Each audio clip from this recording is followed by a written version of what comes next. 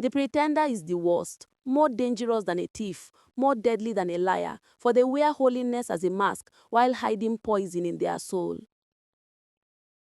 Edenfield was a quiet town wrapped in green hills and winding rivers, a place where news traveled faster than the wind and secrets rarely stayed hidden.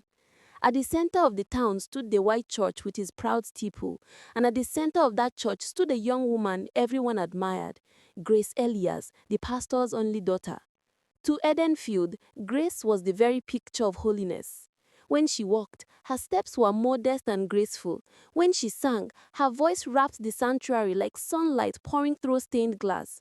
When she spoke, her words carried a weight that hushed even the restless boys at the back pew. She urged the young women, "Keep your bodies for your husbands, pure and holy in God's sight." She reminded the young men to stay away from temptation. The people adored her. Mothers pointed to her and whispered to their daughters, "Be like her." Fathers told Reverend Elias, "Your daughter is a jewel. This town is blessed because of her." Even the wandering and the wayward returned to the pews just to catch a glimpse of her light. But Grace was not who they thought she was. Behind closed doors, she bore a secret and gnawed at her soul. By day, she taught purity. By night, she wrestled with guilt.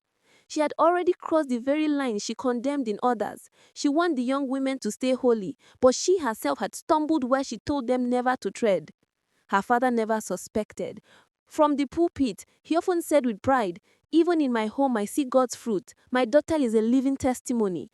The congregation clapped, inspired by his words. Grace lowered her head in feigned humility, hiding the storm that raged within her. To her friends, she was a fountain of wisdom. They never noticed her trembling hands, her quick excuses to leave gatherings early, defend shadows beneath her eyes from nights spent in tears. Grace had become two people. The saint the town adored, their golden flower, their untouchable example. The pretender no one knew, haunted, guilty, and terrified of exposure. She prayed each night, but her prayers were hollow. She begged God for forgiveness, but her shame chained her tongue. Her mask grew heavier with every passing day, yet she dared not remove it. But no secret lasts forever. Whispers had begun to stir in Edenfield. Some said Grace's eyes looked troubled of late. Others claimed they had seen her in places a holy girl should never be. The rumors were faint, mere embers, but embers can grow into flames. Grace felt it. Every smell she wore cracked under the weight of guilt. Every time someone called her pure, the words struck her like knives.